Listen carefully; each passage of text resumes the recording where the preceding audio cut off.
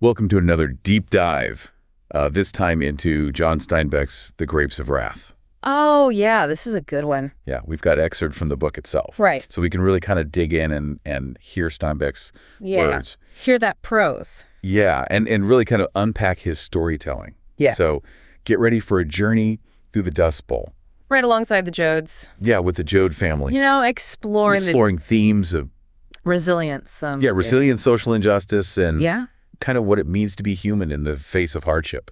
Yeah, what's so striking about The Grapes of Wrath, for me, is how Steinbeck captures this specific moment in American history. Yeah. The Dust Bowl, the Great Depression, but at the same time, he's tapping into these universal human experiences. Yeah, and you see that right from the beginning, Yeah. With his descriptions of the Dust Bowl.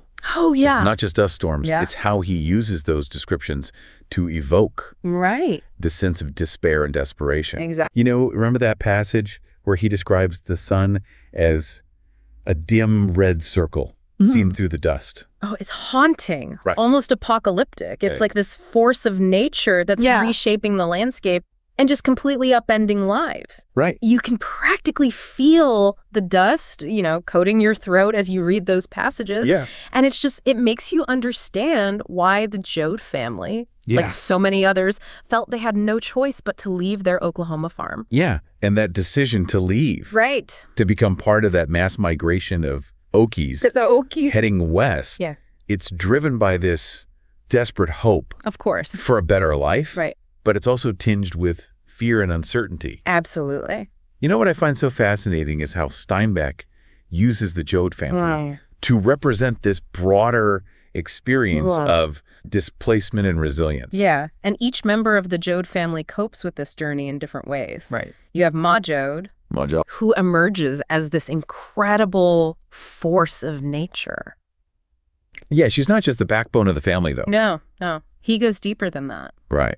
He shows us her strength through her actions. Yeah. Remember how she divides up the family's meager food? Yeah. Making sure everyone gets a share, even when they're down to their last few biscuits. Yeah. It's those small, almost defiant acts of generosity that Right. reveal her true character. Yeah. It's like she's refusing to let their circumstances break her spirit. Exactly. And then there's Pa Jode, Pa Jode, yeah. struggling to maintain his sense of authority Right. in this world that's just been turned upside down. Upside down, yeah. I mean, he's used to being the head of the household, Sure. the provider. Right.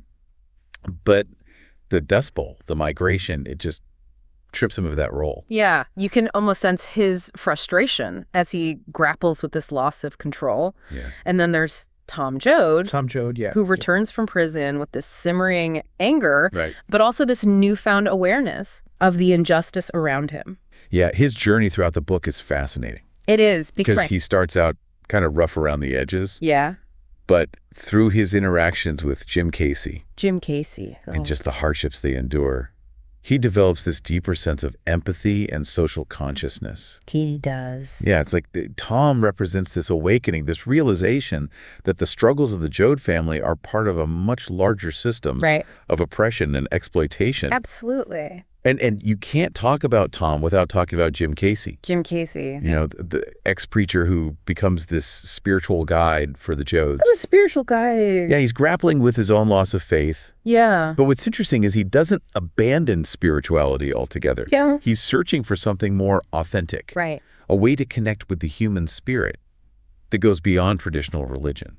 Yeah, his search leads him to this idea of collective humanity. Right. This belief that we're all interconnected, Yeah. and that resonates deeply with Tom. Yeah, you see that in their conversations. Me too. How Casey challenges Tom's assumptions. Right. Pushes him to think about the bigger picture. The bigger picture. About the plight of all migrant workers. Yeah. Not just his own family. Right. And then you have these smaller, Right. but equally important characters, like Grandpa Jode. Yeah, Grandpa Jode. Clinging to his velvet sofa pillow with the image of an Indian on it. Yeah. I mean, it's such a small detail. Right. But it speaks volumes about his attachment to the land that they're being forced to leave behind. Yeah, it symbolizes that loss of their roots. Their roots. Their connection to the place that they called home. Exactly. And it's not just the characters that Steinbeck uses to convey meaning. Right. his use of symbolism throughout the novel is masterful. Yeah, like that image of the turtle struggling to cross the road. The turtle, yeah. Oh, yeah. It's such a vivid image. It is. And it stays with you. It does. Long after you finish reading. I mean, on the surface, it's just a turtle. Right. Trying to make its way across the road. Sure. But Steinbeck elevates it to something much more profound. He does. Yeah, it becomes this metaphor. A metaphor. Yeah. For the Joad family's journey and for the resilience of the human spirit. Yeah, I mean. The turtle keeps getting knocked down, flipped over, but it keeps trying to right itself and continue moving forward. And the fact that it's carrying those wild oat seeds in its shell, Right. and those seeds eventually get scattered and planted, Right. it hints at this possibility of rebirth, of new beginnings, even amidst hardship. Yeah, it's a subtle detail. Subtle, but beautifully done. Yeah. Yeah. And that's just one example of Steinbeck's incredible talent It is. for using vivid imagery and symbolism to convey these deeper meanings. Deeper meanings. So let's talk about his writing style. You okay? Naturalism is a term that gets thrown around a lot Right. when discussing Steinbeck. But how would you define that? How would I define naturalism? Yeah. For someone who might not be familiar with these literary terms, I think it's a style that emphasizes the influence of the environment, of social and economic forces on people's lives. Okay. So in The Grapes of Wrath, Right. Steinbeck isn't romanticizing the plight of the migrants. Right. He's presenting a very raw, very unvarnished view of their struggles. Right. The dust, the poverty, the exploitation, it's all laid bare. He doesn't shy away He doesn't shy away. from the harsh realities. No. And that's what makes the story so compelling. I think so. Yeah. And it's not just the content, it's the way he uses language. The language. He's a master of description. Yeah. Using words to evoke all the senses. You can practically feel the dust between your teeth. Yeah. Smell the sweat and desperation in the migrant camps. Yeah. He doesn't just tell you about their experiences. Yeah. He immerses you in them. He does. And he's equally skilled at capturing the voices of his characters. Oh, the dialogue. Yeah, their dialogue feels so authentic. It. So true to life. Well- You can almost hear their accents as you read. Yeah. It's a testament to his deep understanding of the human condition It is. and his ability to translate that understanding onto the page. Absolutely. It's that combination of vivid descriptions, Yeah. authentic dialogue, And powerful symbolism. that makes The Grapes of Wrath such a literary masterpiece. It's true. And speaking of masterpieces, we can't forget about the impact Right. that this book had and continues to have. Continues to have. But we'll dive deeper into that in the next part of our deep dive. We will. So stay tuned. Stay tuned. Welcome back to our deep dive into The Grapes of Wrath. Back into the Dust Bowl. Back into the Dust Bowl. When we left off, I think we were talking about Steinbeck's just incredible ability to really capture Yeah. the human experience, you know, in the midst of all this hardship Right. through both his characters and his writing style. Yeah, but as the Joad's journey westward, Yeah, that hardship just becomes even more pronounced. it does. You know, the promised land of California, Yeah. turns out, is Right. anything but. It's not what they expected. Right. It's almost like Steinbeck sets up this false sense of hope. Yeah. You know, this idea that California will be their salvation, Right. only to just shatter it. Shatter it. Yeah. As they encounter even more exploitation and prejudice, Right. the landowners, the banks, the very systems that are supposed to provide opportunity, Yeah. they're all rigged against the migrants. They are. And you see that in the way the wages are constantly being driven down. Right. There's this chilling passage where a landowner explains his rationale Oh, yeah. for paying the migrants such low wages. Yeah. He says, if he'll take 25, I'll do it for 20. No, me, I'm hungry. I'll work for 15. I'll work for food, the kids. You ought to see them. Oh, it's heartbreaking. It is. Because you realize it's not just greed. Mm, It's a system right. that preys on desperation. It preys on desperation. More desperate people are for work, the less they can demand. Mm-hmm. And the cycle of poverty just continues. It does. And it's not just the landowners who are complicit in this system. Right. Like that scene where the deputies burned down one of the migrant camps. Oh, man, that's brutal. It's a brutal scene. It is. And it just underscores the fact that those in power, those who represent the law, Yeah, are often the ones perpetuating the injustice. they are. You know, they justify their actions by saying they need to keep these here people moving. Oh, they keep them moving. But It's clear they see the migrants as a threat. As a threat. As something to be controlled and contained. Yeah, it makes you question who the real criminals are in the story. Yeah, right. Yeah. But even amidst all this darkness, right, there are these glimmers of light. Yeah. These moments of human connection and compassion that kind of shine through. Shine through, yeah. And one of the most striking examples, I think, is the community that forms. Oh, yeah. Within the government-run migrant camp. That government camp. Yeah. Yeah. For a brief time, the Jodes experience a sense of dignity and belonging. They do, and it's such a stark contrast to the squalor and exploitation they face in those private camps. Yeah, in the government camp, they have access to clean water sanitation. Right. Even some form of entertainment. Yeah, and it's remarkable how quickly the residents come together, creating the sense of community, supporting each other. Sharing their meager resources. Right. It's almost like a utopian society in miniature. It is, yeah. A glimpse of what's possible when people are treated with respect and given a chance to thrive. Exactly. But of course, this period of stability is short-lived. Of course it is. The Jodes are forced to move on. Yeah. The search for work never ending. Right. The threat of starvation always looming. Always looming, yeah. And as they journey further into California, the hardships just keep piling up. Yeah, they face illness, death, the fracturing of their family unit. Right. Grandpa Jode passes away soon after they cross the border. And just the way they're forced to bury him by the side of the road. Right. With no time for proper mourning.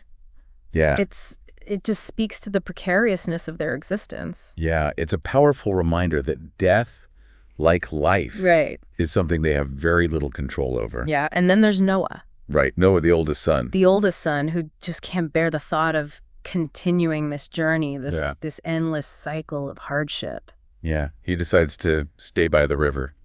By the river. Seeking solace in nature rather than facing the harsh realities of the world. And later, Connie. Right, Connie Rose of Sharon's husband. Yeah. Leaves as well. He can't cope with the pressure. Right, unable to cope with the pressure of providing for his pregnant wife. Right.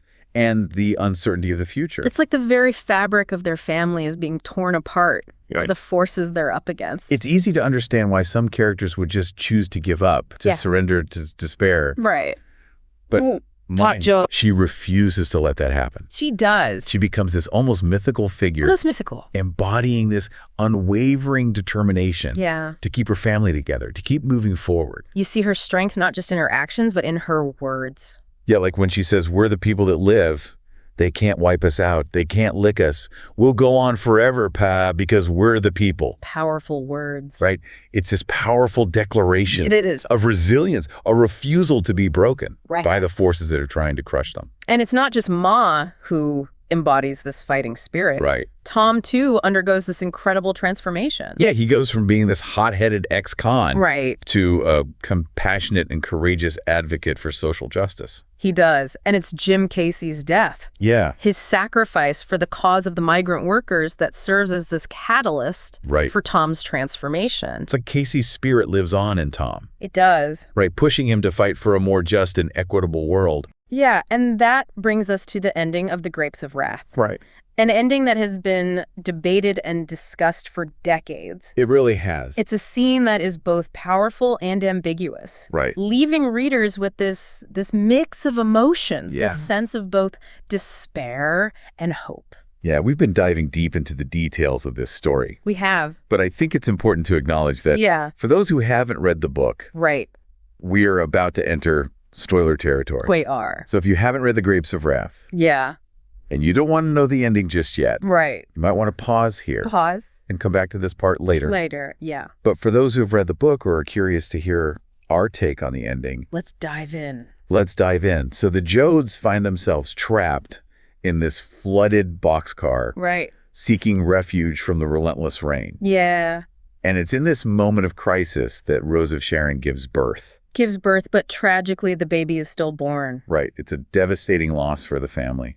Devastating. Adding to the litany of hardships they've already endured. And then comes the scene that has sparked endless discussion and interpretation. Right. The act of breastfeeding. Rose of Sharon, weakened and heartbroken, offers her breast milk to a starving man who's been separated from his family and is near death.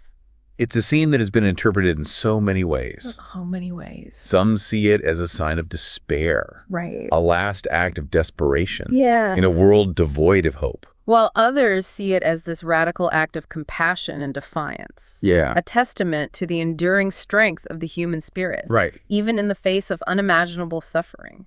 It's a complex and multifaceted moment. It is. That captures the full range of human emotions. It does. I think Steinbeck intentionally leaves it open to interpretation. I think so. Forcing us to confront the complexities of human nature. Yeah. The struggle for survival and the power of empathy. Right. It's not a neat and tidy ending. No. But it's a powerful one. And it's a fitting conclusion to a novel that grapples with these big universal themes. Right. We just finished discussing that incredibly powerful ending of The Grapes of Wrath, an ending that stays with you long after you close the book. What's interesting is that while the novel focuses on this specific moment in American history, the Dust Bowl and the Great Depression, there are so many themes and ideas that resonate deeply with us even today. Absolutely. Steinbeck's portrayal of the changing American landscape, for instance, is something that we can still relate to in our modern world. It's not just about the physical landscape, the dust storms and drought, but the social and economic landscape that's being transformed by technology and industrialization. Yeah, you see that most clearly in the way Steinbeck juxtaposes the tenant farmers who represent this older way of life with the tractors and machines that are literally displacing them from the land. Yeah. There's this one passage that always comes to mind where Steinbeck describes the tractor as being as dead as the ore it came from. It's a powerful image, and it speaks to this larger sense of alienation that permeates the novel. The tractor, this symbol of progress and efficiency, is also a symbol of detachment, of the loss of human connection to the land. And it's not just the land that's being transformed, it's the very fabric of American society. The Jodes and thousands of other families like them are being uprooted, forced to migrate to become part of this new industrialized workforce. And in this new world, the old rules no longer apply. The traditional values of community and solidarity are being eroded by individualism and competition. It's almost like Steinbeck is warning us about the dangers of progress without compassion of technological advancement, without social responsibility. And that's where Jim Casey's ideas about a new kind of spirituality become so relevant. He's not just rejecting traditional religion. He's searching for a way to connect people, to foster a sense of unity and shared purpose in a world that's becoming increasingly fragmented. Remember when he says, "A fella ain't got a soul of his own, but only a piece of a big one"? It's this profound idea that we're all interconnected, that our individual well-being is inextricably linked to the well-being of others. It's a message that clearly resonated with Tom Joad, who ultimately embraces this idea of collective action and social responsibility. Casey's death, his sacrifice for the cause of the migrant workers, becomes a turning point for Tom. It's like he takes up Casey's mantle, his commitment to fighting for a more just and equitable world. And that brings us to another aspect of The Grapes of Wrath that makes it so relevant today, its portrayal of the exploitation of migrant workers. The issues of low wages, poor working conditions, lack of access to basic necessities, these are all problems that continue to plague us in the 21st century. It's disheartening to realize that so many of the injustices Steinbeck exposed in the 1930s are still prevalent in our modern world. But I think that's also what makes his work so powerful. It serves as a reminder that these issues are not new, that they are deeply rooted in our social and economic systems, and that we have a responsibility to address them. The Grapes of Wrath is not just a historical novel, it's a call to action. It challenges us to confront the systems that perpetuate poverty and inequality, to fight for the rights of the most vulnerable members of our society, and to create a world where everyone has the opportunity to live a dignified life. It's a novel that stays with you long after you finish reading it. It provokes thought, it sparks conversation, and it inspires action. It's a testament to the power of literature to illuminate the human condition, to expose injustice, and to offer hope for a better future. And it's a reminder that even in the darkest of times, the human spirit can endure, and that even the smallest acts of kindness and compassion can make a difference. Well, I think we've explored a lot of ground in our deep dive into John Steinbeck's The Grapes of Wrath. We've discussed the historical context, the characters, the themes, and the enduring relevance of this masterpiece. It's a book that deserves to be read and reread, discussed and debated. It's a book that speaks to the heart of what it means to be human, to struggle, to persevere, and to find hope, even in the face of overwhelming adversity. Thanks for joining us on this deep dive. We hope you found it enlightening and that it inspires you to explore The Grapes of Wrath for yourself, or to revisit it if it's been a while. And remember, if you have any other books or topics you'd like us to delve into, we're always ready for another deep dive. Until then, happy reading.